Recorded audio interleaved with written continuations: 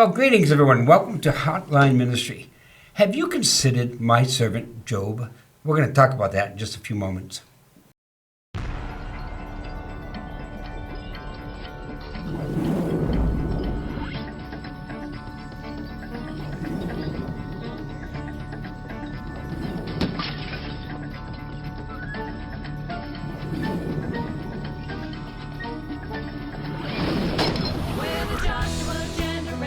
Celebrating Christ our King, lifting up his holy banner, marching into the promised land.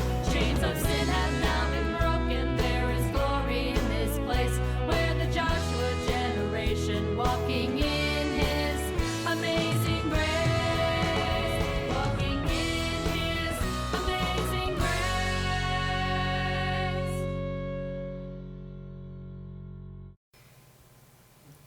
Well, greetings, everyone. We want to thank you so much for tuning into Hotline Ministry. I'm Pastor Harold Noyes, pastor of the Community Christian Church located on the Lower Road in Athens, Vermont. Next to me is my co-host, Pastor Timothy Golden, and he's pastor of Life on Main in Charlestown, New Hampshire. We are starting today, to me, a very important and wonderful study, and it's going to be on the book of Job. And, you know, I've been doing some work on, I have a session I'm going to be doing for better men having to do with integrity. And as I read the first chapter of Job, I'm not sure there's a man with any more integrity than Job himself. Yeah. You know, I read this chapter, and this is what we're going to be talking about today. I read this chapter, and I see the integrity of Job, and it was all based around his relationship to God. You don't have a relationship with God, it's going to be very hard to be really a person of great integrity. You know, and we find that with Job. And I'm excited about this. We're going to be looking at the man Job, and we're not going to look at his trials and tribulations today. At least I'm not planning on it at this point in time. Next week we'll look at the trials and the tribulations, because in the first 6 verses, it talks about his faith, his family, his fortune, his friends, and so forth. And then the last couple of verses talks about how he responded. And all of that shows to me the wonderful integrity of this man. Right. You know, so I'm just raring to go. I'm ready to go, and I'm excited about it too. So I'm going to open in prayer. I'm going to have you read the first chapter, and then we're going to talk basically the first 6 verses or so, and then we're going to go to the last couple of verses just to look at the man Job. And if you want to emulate somebody, and now I know we're supposed to emulate Jesus Christ and all of that, but if you want to emulate a person, a man, a regular man like you and me, Job would be a good one to think about. And that's a biblical thing to do. Now, even Paul said, "Follow me as I follow Christ." Right. You know, it's we need sometimes to have that Jesus with flesh on to follow after. Yeah, you know, and it's just really neat. It's really neat that we can have this. And Tim, my goal today is to help us as not only men but of human beings to put on integrity, because you know sometimes. I sense that integrity is going down the drain. Gone. It has gone. You know, there just doesn't seem to be any there. Right. And maybe we ought to really define what is integrity. You know, and we'll talk about that in just a minute. I'm going to open in prayer, and then I'm going to have you read, and then we'll start with that. Okay. Father, we thank you so very, very much for this wonderful example of the man Job, your servant. Father, that the one that you said so many wonderful things about. Lord, help us as human beings to look at him and to see, if Job did it, I can do it. If Job succeeded, if Job had the victories, we can have the victories. So, Father God, just use Tim and I, be with each one who will be watching, who will be listening, that, Father God, this will touch us to become people of integrity. We're going to thank you in the name of Christ our Lord. Amen.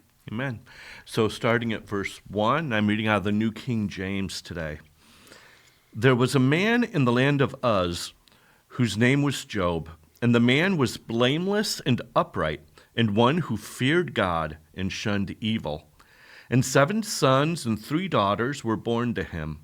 Also his possessions were 7,000 sheep, 3,000 camels, 500 yoke of oxen, 500 female donkeys, and a very large household, so that this man was the greatest of all the people of the East. And his sons would go and feast in their houses, each on his appointed day, and would send and invite their 3 sisters to eat and drink with them. So it was, when the days of feasting had run their course, that Job would send and sanctify them, and he would rise early in the morning and offer burnt offerings according to the number of them all. For Job said, "It may be that my sons have sinned and cursed God in their hearts." Thus Job did regularly. Now there was a day when the sons of God came to present themselves before the Lord, and Satan also came among them. And the Lord said to Satan, "From where do you come?" So Satan answered the Lord and said, "From going to and fro on the earth, and from walking back and forth on it." Then the Lord said to Satan, "Have you considered my servant Job, that there is none like him on the earth, a blameless and upright man, one who fears God and shuns evil?" So Satan answered the Lord and said, "Does Job fear God for nothing? Have you not made a hedge around him, around his household, and around all that he has on every side? You have blessed the works of his hands, and his possessions have increased in the land. But now stretch out your hand and touch all that he has, and he will surely curse you to your face." And the Lord said to Satan, "Behold, all that he has is in your power. Only do not lay a hand on his person." So Satan went out from the presence of the Lord. Now there was a day when his sons and daughters were eating and drinking wine in their oldest brother's house, and a messenger came to Job and said, "The oxen were plowing and the donkeys feeding beside them, when the Sabeans raided them and took them away. Indeed, they have killed the servants with the edge of the sword, and I alone have escaped to tell you." While he was still speaking, another also came and said, "The fire of God fell from heaven and burned up the sheep and the servants, and consumed them, and I alone have escaped to tell you." While he was still speaking, another also came and said, "The Chaldeans formed 3 bands, raided the camels, and took them away. Yes, and killed the servants with the edge of the sword, and I alone have escaped to tell you." While he was still speaking, another also came and said, "Your sons and daughters were eating and drinking wine in their oldest brother's house, and suddenly a great wind came from across the wilderness and struck the 4 corners of the house, and it fell on the young people, and they are dead, and I alone have escaped to tell you." Then Job arose, tore his robe, and shaved his head, and he fell to the ground and worshipped. And he said, "Naked I come from my mother's womb, and naked shall I return there. The Lord gave, and the Lord has taken away. Blessed be the name of the Lord." In all this, Job did not sin, nor charge God with wrong. Wow. We think we have problems. However, this chapter goes and says, wait a minute, one right after another. It wasn't like there was any time span to catch your breath or anything. It's just, as he was speaking, as the servants were speaking, it says, another servant came, and another servant came, and another servant came. And I said, whoa. Job went through it. Yeah. But where was his victories? And what I'm asking for all of us today in our lives is, are there victories today for you and me, despite whatever trial, whatever tribulation, whatever hardship we may go through? Can we have victory today? And what is the key to getting that victory? Well, I think Job shows it to us. Yeah. I think Job really helps us to see it and helps us to do this.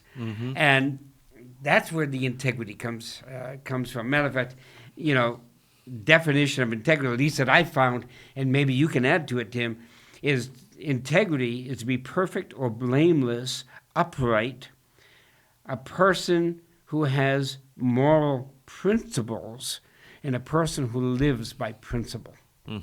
Now, is there another addition to integrity that you would think of that would be That pretty much sums it up. I would just tend to add to that the importance of knowing where those morals are coming from. Yep. And this is what made him such a man of integrity, because it wasn't integrity based upon what man thought or upon what culture thought. Because we know, we're seeing it in our day and in our age, right? That what is seen as being wrong one year, the next year can be seen as being A-okay. Yeah. You know, what was seen as a sin once, that all of a sudden now becomes not only accepted, but promoted, and those that hold any other view begin to get ridiculed and chastised, right? So what's right has become wrong, what's wrong has become right. Right. And so integrity has got to be based on something other than culture or upon what we know to be true, or what we as people have identified as true. It's got to come from some source that's eternal, that is unchanging, and that is the only way that we'll always keep our integrity in check. And that is what Job did. And what I love most about this book is, and just kind of give us a little bit of a preface into this. So this is like the oldest book of the Bible. Yep. Yep. And so it's like the first one that was really penned. And on top of that, where Uz was,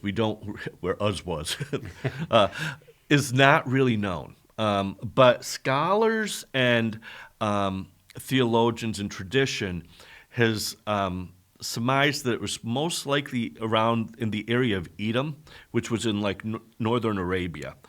Now, what makes this very important, because when we read through the Old Testament, what do we see? We see it's a story of God and his children Israel.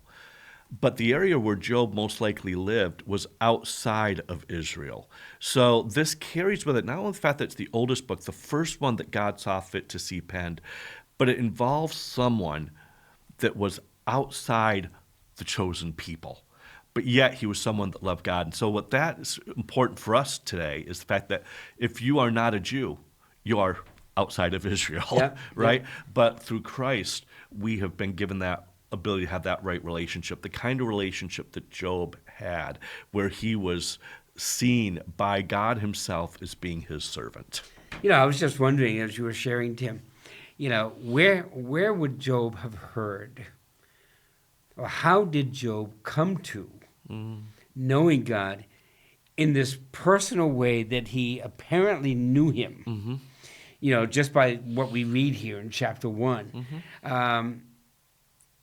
What was it that kind of spurred that on? I mean, like you say, he was outside of what most people would say would be the common God's people kind of a thing. So, I have to really, look at that and say, gee, this is really interesting that God would now come and choose somebody outside of that he would attract himself or to embrace himself to God. Yeah. And in relationship to that, I think of a woman, her name was Helen Keller. Yep. And younger generation, I don't know if they know of her. We obviously do. But she was a woman who was deaf, dumb, and mute, and blind. And so she had no sensory ability to understand. She had never been able to see. In her deafness, she couldn't read lips. She couldn't read sign language, anything like that. And she couldn't hear anything. So when they finally learned how to communicate with her and found a way to do that, the person shared the gospel with her. And she made this very interesting statement.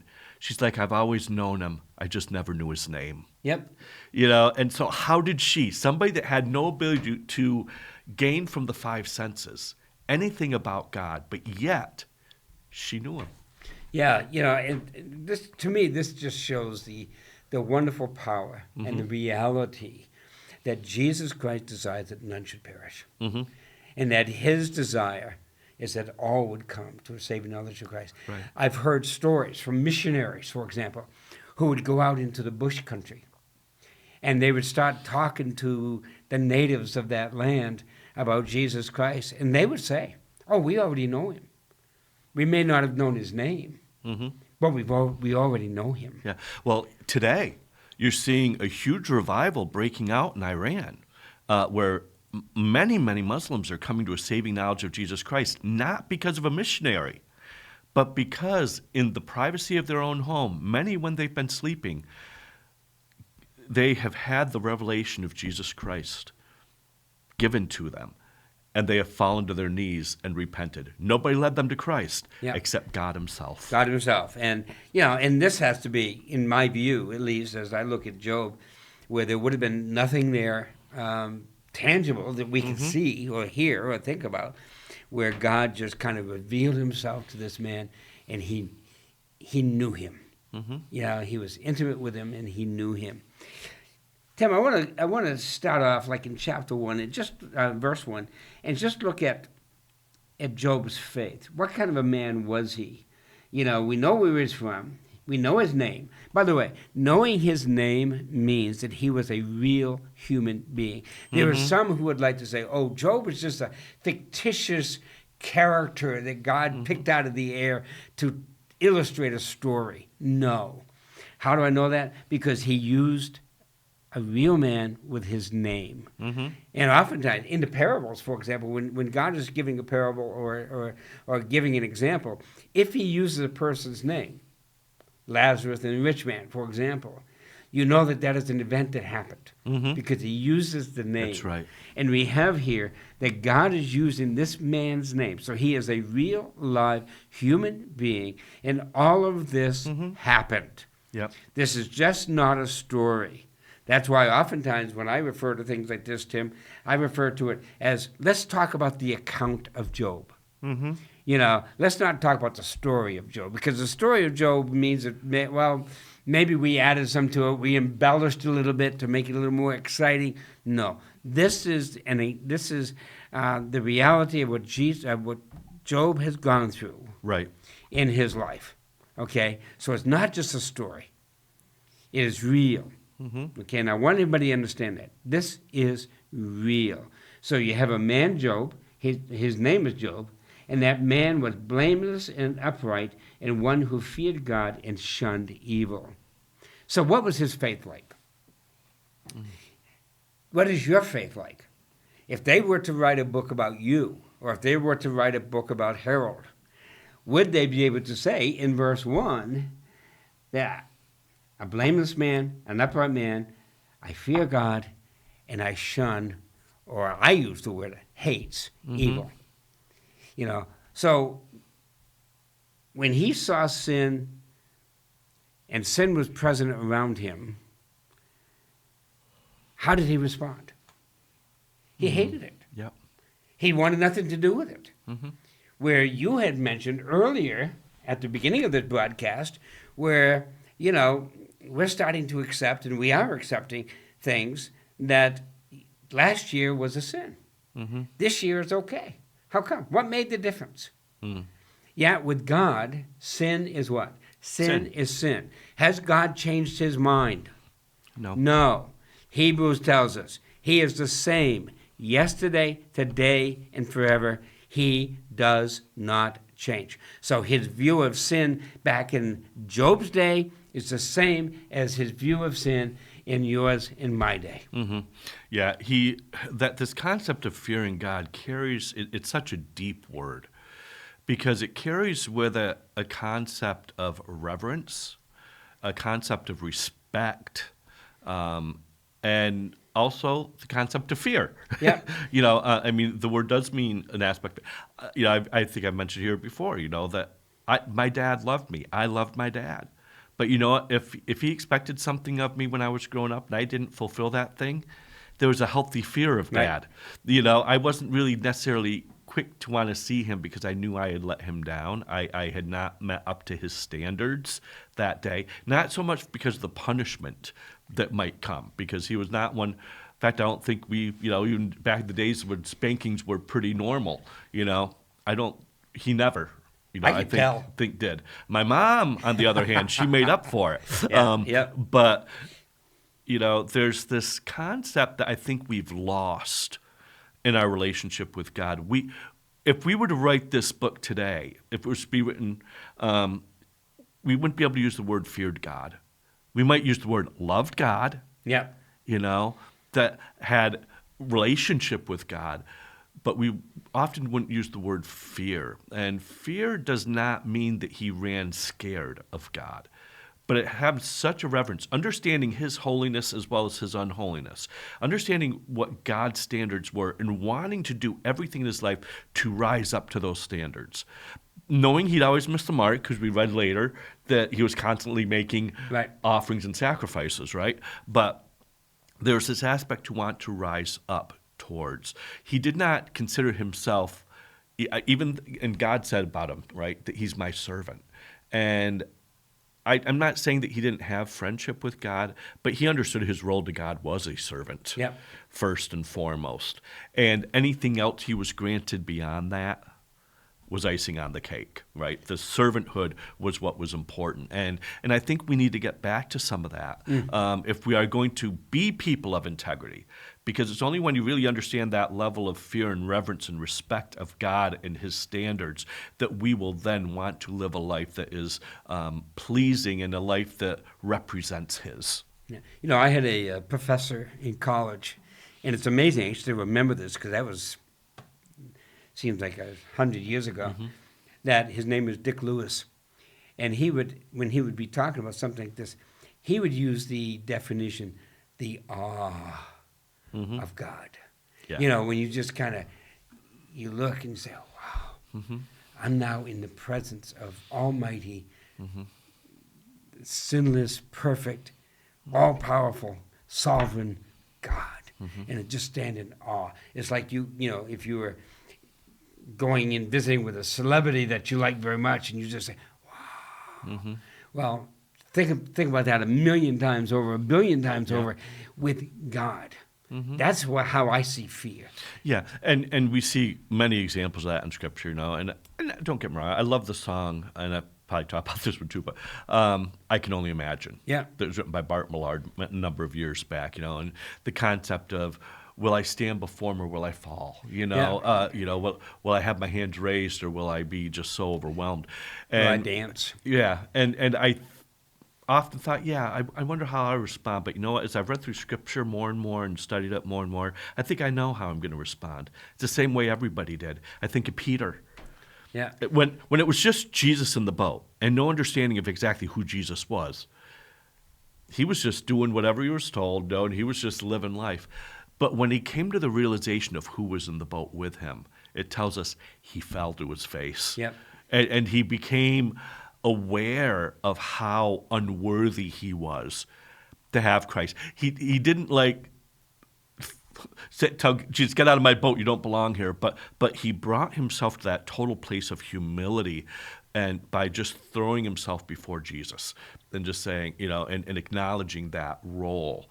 And that's where I think Job was. He really understood that. You know, what I find very, very interesting as you look at this, and it talked about the man Job, he was blameless, upright, one who feared God. By the way, who is the author of this book? Okay, it wasn't Job. That's right. Job is a penman. God is the author. So who is making that statement in verse 1? God is. Yeah. This is God's view of who Job is. Matter of fact, if I go over to chapter 2, verse 3, it says, Then the Lord said to Satan, Have you considered my servant Job? There is none like him on the earth. He is blameless, he is upright, one who fears God. He hates evil or shuns evil, and still he holds fast to his integrity, although you incited me against him to destroy him without cause. So God is looking at him and saying, he's the man. Yeah. Well, what I love about this, and it wasn't until I was reading this week, after all the years I've been brought up in the church for 50 plus years, and it never dawned on me until this time when I read it, which is almost shameful, but how many times we've put verses in the wrong place when people have preached this. Because the way I've often heard this preached is Satan came before God, mentioned about different things, and he's like, well, have you considered my servant Job? As though, okay, here's the situation. Well, why don't you go test Job? It's not that at all. The only thing Satan said to God before this is God says, hey, where do you come from? Oh, I've been roaming the earth. Hey, Did you check out Job? Yeah. What do you think of that guy? Yeah. You know, it's like Satan didn't come asking for Job initially. God just said, man, he wanted to brag on his kid. Yep. You know, and it's like, hey, have you seen my servant Job? Isn't that awesome? Have you seen how much he loves me? What's wrong with you, dude? Yep. You know, type attitude. And he's like, well, yeah, of course he's going to follow you. He's got everything going look at what for you've done him, you for him. know? Yep. Okay, well, let me prove to you. Yeah. You know, Yeah. but the whole concept initially wasn't that Satan came and God wanted to find someone that he could test. It's like, no, he was so pleased with Job, he couldn't be silent about him. Yeah, you know, in looking at this, and the way you just put this, Tim, is so beautiful, because so many of us today in Christendom, we get upset with God when God tests us or God allows us to go through something. You know, look, that's something that he's allowed us to go through has a purpose to it. That is to train us, that is to teach us, that is to help us to lean more and more on who God is. Right. But we look at it as a horrible thing. We're gonna see that in a few moments at the end of this chapter. But we like to push blame on God. God, why are you doing this to me? Why are you doing? Job doesn't say that. Job never says that. You know. Now that doesn't mean he doesn't question God, because he has every right to question God. You and I have every right to say, I don't understand. You know, because we're finite. We're not infinite, and we have that. So we get that, and so God's testimony in chapter 1, God's testimony in chapter 2 is, how would you like to have God say that about you? How would you like to have God say that about me? Where God says, by the way, have you seen my man Harold? You know, what do you think? Yep. Yeah, what do you think? Now, listen to this. This is an intriguing verse. This is in chapter 2, verse 9. And it says, then his wife said to him, do you still hold fast to your integrity? I mean, right there you know that he was certainly a man of integrity, because even his wife is saying, look, you have been upright, you have been perfect, mature or whatever, in all your ways. Are you still going to hold to that? Look at what's happening to you. Are you still going to do that? I mean, it seems to me in verse 9 that she's even expecting him to. That he was going to hold to his integrity. My question for us today, when we go through trials, we go through tribulations, we go through hardships, are we going to hold to our integrity? Or are we going to bow down to the dictates of the circumstances and the situations around us and allow that to ruin our life? Well, the mere concept, her even mentioning that's amazing, because number one, it shows her lack of integrity. Because basically what is she saying there? She's saying, you've tried to live moral and upright, and look at where it's gotten you. Yeah. It's brought you nothing.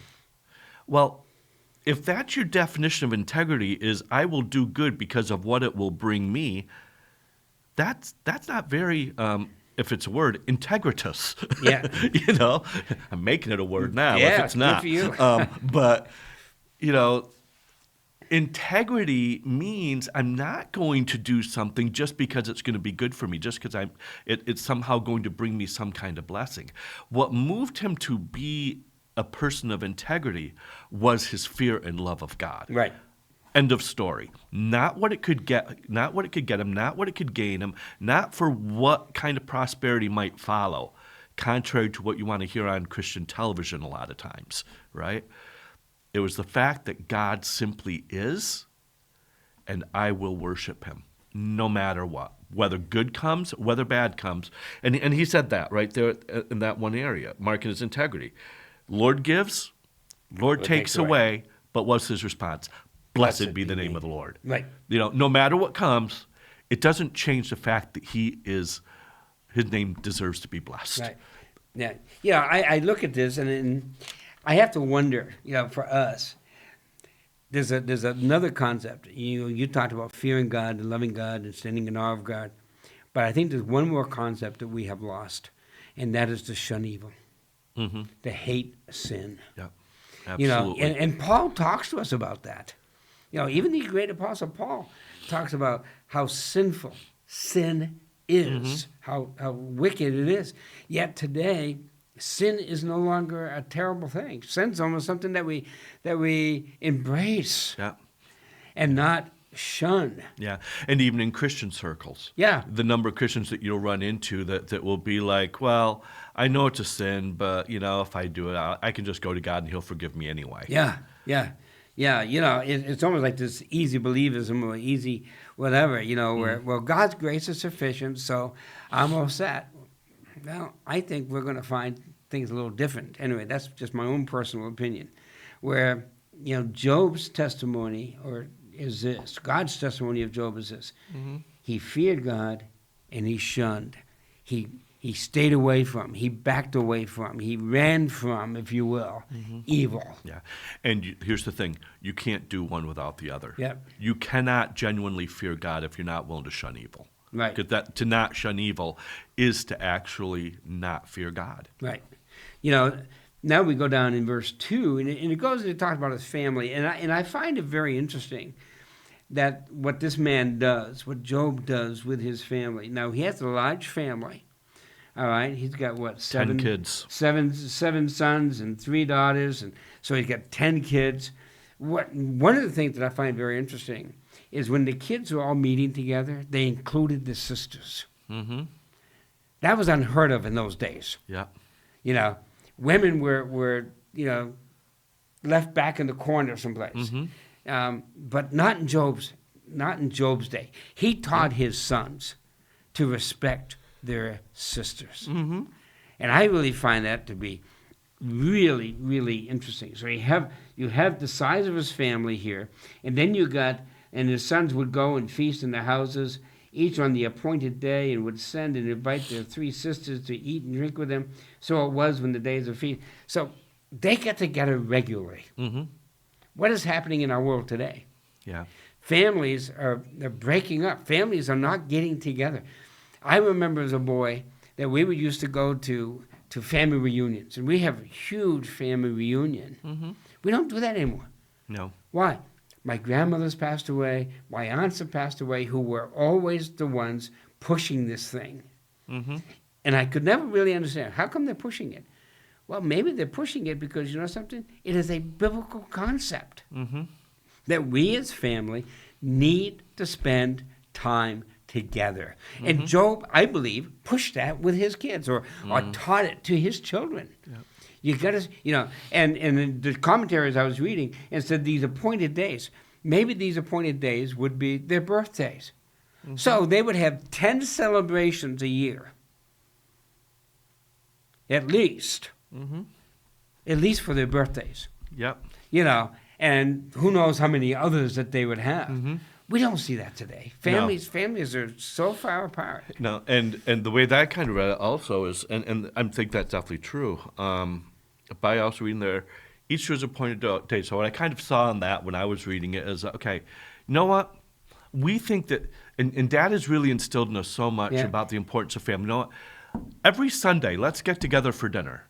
Today, this week, we're going to do it at my house. Yeah. But so you aren't all always having to be the ones sacrificing and having to come.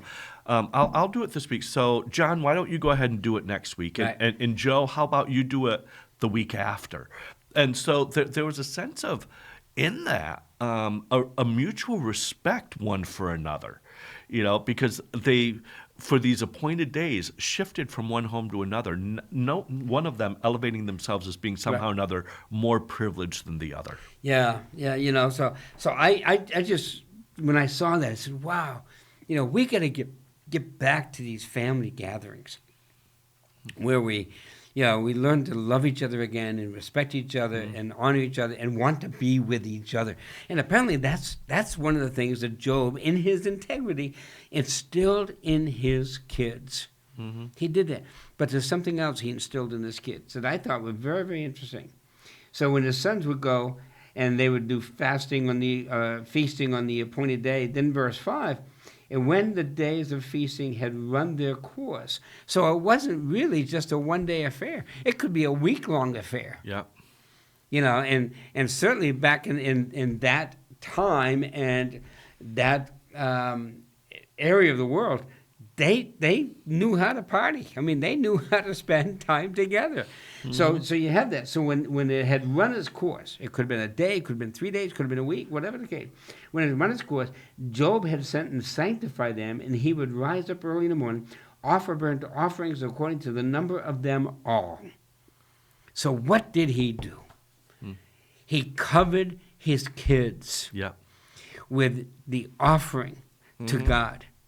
And I really know in verse 5, as I'm reading it, I really know, Job's thing would be, and if they have sinned, Lord, I cover their sin with this offering. And how many of us as parents do that with our kids? We don't even, a lot of families today, even Christian families today, they don't even talk to their kids about God or anything about the Bible or anything about church or anything of this stuff. What did Job do? He went and he covered them with an offering, with a burnt offering, according to the number of them. So there'll be at least 10 offerings that he would give, and each one had a name to it. This is for John, this is for Bill, this is for Sarah, this is for, and he did that. I mean, how intense would that be? My wife has gotten into this thing where now she's writing. She has a Facebook page for our family, and every morning she's writing on it. I'm praying for you today. Let's use today to glorify Christ. And all of our kids are receiving this, and grandkids and so forth. They're receiving that and saying, this is what we need to do. And wouldn't that be the same thing that he's doing right here? He's covering the kids with the offering. And all 10 of them. For Job said, it may be that my sons have sinned. Now, he didn't say they did, but just in case. Because I know how, like I said, I know how partying is. You know, and if you're feasting for days, there was wine. Whether or not you want to admit. I mean, we see that was normal in that culture. We see it at the wedding at Cana in Galilee. Right, and we know that was definitely wine because they were taught about how. Usually they wait until everybody's the best. At the end, everybody brings out the worst. Why? Because you're so inebriated. You don't care. You don't care. Right. And so he understood that, and that's what would bring them to, because he knew that you tend to throw care to the wind when you're in that mode, and so that tendency then to maybe have sinned or cursed is greater, given that kind of scenario. So, but again, it's that reflection of how serious he took his relationship with God. That I don't know if they sinned or not, but I'm not taking any chances. Right. I'm coming before my Father, and I want to make sure things are okay. And I love the end of verse 5, Tim, where it said, thus Job did regularly. He just didn't do it, well, I heard stories about my kid's party last night, so I better bring them before God. No, he did it regularly. This was a custom in which he did, and he did it to cover his kids. How many of us as parents, grandparents, great-grandparents for me, how many of us are covering our kids in our prayer life, in our regular life, in our testimony, in how we live? Are we covering our kids with that? We really need to start doing that. And I think Job is a great picture for us, which is a picture of his integrity. How much integrity do we have? Do we cover our kids? Do we pray for our kids? Do we regularly speak to our kids? Do we, whatever do we? And it's realizing too, again, these kids are adults now. They're living lives. They have homes of their own. And stuff like that. So it's not just, because I think even those that do figure, well, I do it, but once they're 18, once they move out of the house they're gone, right? And my responsibility's over. No, it's not. It's not over until you breathe your last. And that's the way, I mean, my kids, I'm 75 years old. My daughter is 52. My next son is 49. Then I got one 47. When I know that they've been out or if they've been away, I write them. Let me know when you get home. And they laugh at me. They say, Dad, I'm 50 years old. I said, I don't care. I don't care if you're 100 years old. You're still my kid, and I need to know what's going on. And they may say, well, Dad, you get nosy. Well, you know something? I need to know because you're my kid. Well, put that in God's view. God cares that much about us too. Yeah. And in fact, he shows that with Job. Have you considered my man Job? Yeah. He had it all together. He knew what was going to happen. Mm-hmm. He knew the beginning from the ending. So he knew all of that. But Job did this regularly. Do you pray for your children, grandchildren, great-grandchildren regularly? Do you speak to them regularly when you see them about the Lord Jesus Christ, about who he is, about what he's done for you? My wife babysits our great-grandkids, which are really small. But she has a Bible study with them every time that they come to the house. Teaching them little Bible stories or whatever. And they're only 2, 3, 4 years old. But she's doing it. Why? Because we have a responsibility.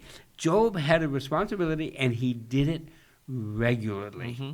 And he brought the kids before God regularly. Yeah. And boy, I think that's something that is really missing in our culture. We're not doing that anymore. Right.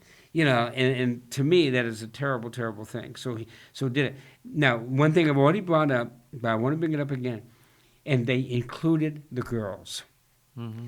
That's unheard of in Job's day. That's unheard of in their culture. Mm-hmm. But not according to Job. Right. Not according to what he taught the sons. Mm-hmm. We got to invite Sarah and Sally and Susie. We got to make sure that they're a part of this because they're part of our family. And they did it. And that was something that Job instilled in them. Now, Job was not a poor man by any means. If you look at verse 3, you find that he was the wealthiest of wealthy, of all that he had. He had a fortune. Yep. He had a fortune. Yeah. He was the Elon Musk of the day. Yeah, he was. He was. I mean, he was all of that. And yet he did not let his wealth or his fame or anything else get in the way of his family. Mm. And he did not let it get in the way of his relationship with God. Mm-hmm. And how often do we allow things to get in our way in our relationship with God? Right. So we've looked at his faith, we've looked at his family, we looked at his fortune, but how about his friends? Now, certainly a big part of the story of Job are his friends, right? And you and I would look and say, yeah, friends like these guys, who needs enemies, right? Right. Well, in chapter 2, verse 11 says, and now Job's 3 friends heard of this adversity that had come upon him. Each of them came from his own place. Eliphaz, the Termite, and Bildad, and Zophar, and so forth. They had made an appointment together to come and mourn with him and to comfort him. That was their intention. Yep. However, if we go further into the account, we find that best intentions of men, right? Right. They didn't do that. I want to go over to chapter 42 just for a second, because this verse means so much to me. Verse 10, Job now has lost everything. Everything is gone. Everything, he's now a poor man. I mean, he's got sores. He's like a leper, despised by everybody, and a poor man. Watch what happens. Verse 10, the Lord restored Job's losses when? Okay, so there is a particular time, there is a particular circumstance, situation where God restored his losses. And you know when that was? When he prayed for his friends. Even though they had done evil to him, even though they may not, first of all, intended to hurt him, they hurt him badly. But you know something? Job did not hold that against him. He prayed for his friends. And when he had prayed for his friends, God restored his losses. Indeed, the Lord gave Job twice as much as he had before. Let me ask you a question. Are you praying for those who despitefully use you? Are you praying for those who hurt you? Are you praying for those who harm you? Whatever the case may be. Or are you despising them and saying, I want nothing to do with it, I wish they were dead? Which is the way that the society and our world is going today. Mm-hmm. You don't agree with me, I'm going to shoot you. If you don't agree with me, I'm going to I'm going to ruin your name. I'm going to do. No. What did Job do? Job prayed for him, and what did God do? God blessed him. Yep. And that's what I think that we need to get back to. Mm-hmm. Well, again, it reflects his integrity. The fact that after all the stuff has befallen him, Yep. still his thought was not for himself. Yep. Right? Even God said prior to that, when he, interacted with those friends, said, "You've dealt poorly with me. You have not dealt rightly Right. as Job has." Right.